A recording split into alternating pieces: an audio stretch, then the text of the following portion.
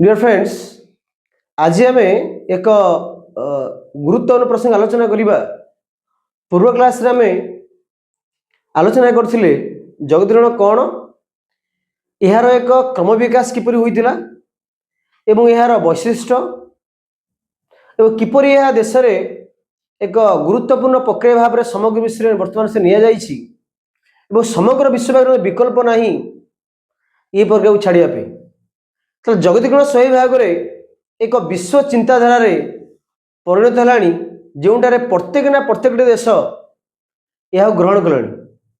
एपरिकी जो माने communist country रहिले, विशेषकर चाइना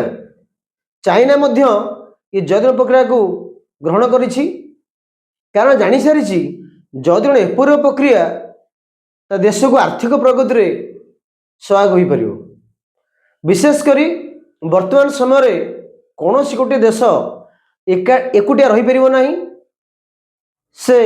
आणविक शक्ति संपन्न जिते आणविक शक्ति संपन्न देश होता ना कहीं प्रत्येक ना प्रत्येक देश अन्य पर निर्भरशील। जदि आम बर्तमान सब देखा समग्र विश्व आज विश्वर 68 स्थान युद्ध चली, तो 68 देश भितर एक युद्ध चली जहाँकि एक जगदीकरण प्रभाव कहले अत्युदेव नहीं। गोटे देशर वार वेपन अन्य देश बिक्री करा जाउछि, युद्धास्त्र आज बिक्री करा होछि। प्रत्येक देश युद्धास्त्र अति सहजरे पाई जाउछि, पाई पारुछि। निकट में चलीथिबा काम्बोडिया युद्ध, थाईलैंड भितर थाईलैंड और काम्बोडिया युद्ध एरा मते ज्वलंत उदाहरण। अति छोट देश से जनसंख्या बहुत कम कि सेमान देश में युद्ध चली। तो वर्तमान समय जगदीकरण निश्चित भाव में एक गुरुत्वपूर्ण प्रसंग अटे। आम विगत क्लास आलोचना करथिले यार अर्थ विषय विकास विषय। तो आज हम देखा जगदीकरण कौन नकारात्मक प्रभाव रोचे यार समग्र विश्व कि कौन गोटे देश में। फ्रेंड्स, प्रथम कथा हूँ एक परिवेश को नष्ट करिबारे जगदीकरण मुख्य भूमिका नहीं थाए। मैं जानीचे जगदीकरण एक सही अर्थनैतिक विकास को गुरुत्व दिए या प्रमुखर भित्तिभूमि हूँ शिल्प। तो शिल्पर विकास देश गोटे देशर आर्थिक विकास हम ताहा जगदीकरण एक मुख्य भित्तिभूमि अतिदेव नहीं। शिल्प हूँ नुआ ना शिल्प कलकारखाना बसा जाऊँगी जहाद्वारा परिवेश उपर यार नकारात्मक प्रभाव पड़ुछि। मैं जानीचे अधीन वर्षा होउछि, खरा दिन एत खरा होउछि जे लोक मैंने बाहर को बाहरी पारुन। सब हूँ जगदीकरण गोटे नेगेटिव इंपैक्ट एवं एपरी एमिशन वृद्धि पाउछि। आम देखीचे बर्तमान से दिल्ली में सकाळ घर बाहर बहुत कष्ट हो पड़ा लोक को, रास्ता मार्ग धरलानी। ये सबूर कारण हूँ जगदीकरण। और यहाँ पर जीवा वर्किंग कंडीशन जो शिल्पर विकास कथा कहुची, शिल्पीकरण कथा कहुची, सेठारे कृषक माने कृषक नौ तो श्रमिक माने केपरि भाव में काम करुछंती। मैं जानी निकट में केतो कंपनी रे श्रमिक माने मरी जाइछंती, से मेसीन को यूज करी मरी जाइछंती। यार बहुत बड़ वीकनेस रोची कार जगदीकरण। जगदीकरण शिल्पर विकास कथा कहूँ, श्रमिक जो श्रमिक काम करुछंती बेले सेमाने मध्य शोषण शिकार होउछंती, सेमाने विभिन्न रोग होउछि। तो जगदीकरण एपरि भाव में श्रमिक मान पर नकारात्मक प्रभाव पकईए। यह सहित डिस्पारिटी जगदीकरण गरीब धनी भितर एक एक बहुत बड़ा प्रभेद सृष्टि करिछि। जेन देखिबा विश्वर 1-2% पाखरे विश्वर 8% टंका तांक पाखरे रहुछि।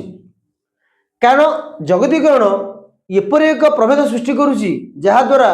गरीब गरीब हो जाउछि, धनी आउरी धनी पर व्यस्त। एठार निश्चित भाव में जगदीकरण नेगेटिव इंपैक्ट आम पाइपर। यापर किपरि ये जगदीकरण प्रक्रिया द्वारा जेहेतु विश्वर प्रत्येक लोक अन्य देश को जापी, तेणु जो रोग जो नुआ नुआ रोग आसूची जगदीकरण प्रक्रिया द्वारा ही संभव। मैं जानीचे भारत में ये नुआ नुआ रोग बर्तमान आसूची, से कोरोना हो गला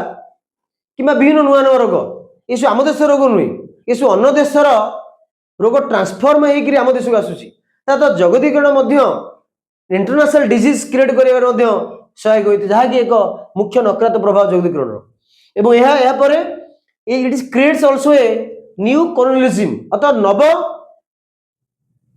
तैयारी करुछि आम जो उपनिवेशवाद तैयारी करुछि, नव उपनिवेशवाद अर्थात एमएनसी टीएनसी नाम धनराय देश माने विभिन्न देशर अंतर्निहित पॉलिटिकल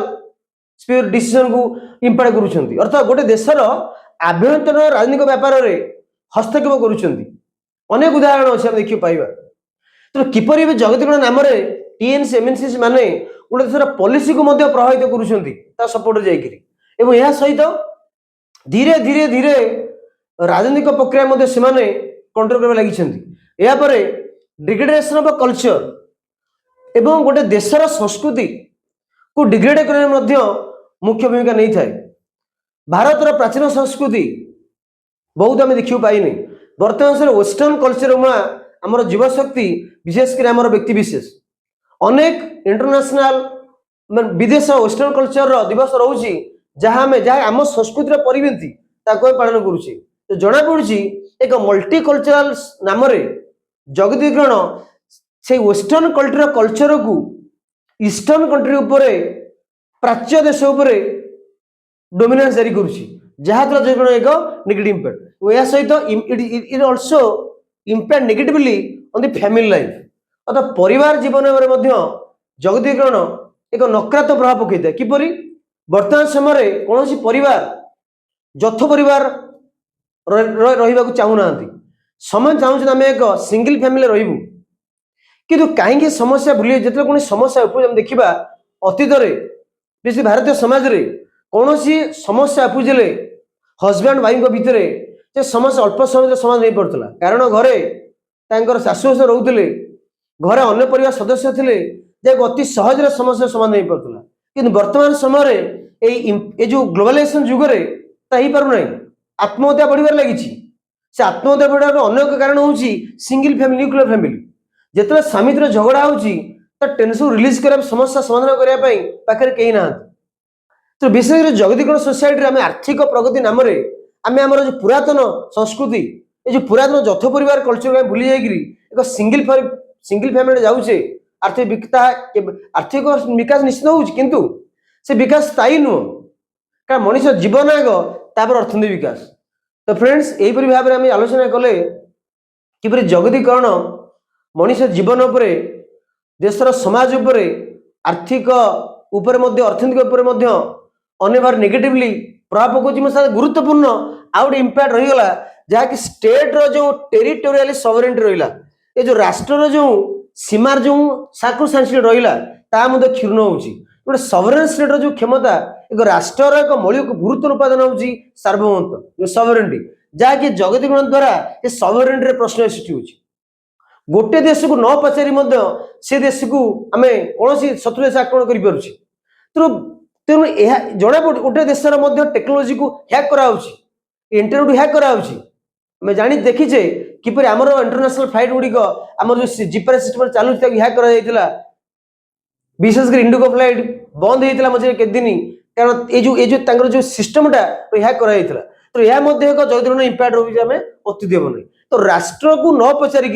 गोटे राष्ट्र बिना अनुभूति आम अन्य राष्ट्र अति सहज पारे से इंटरनेट मध्यम हो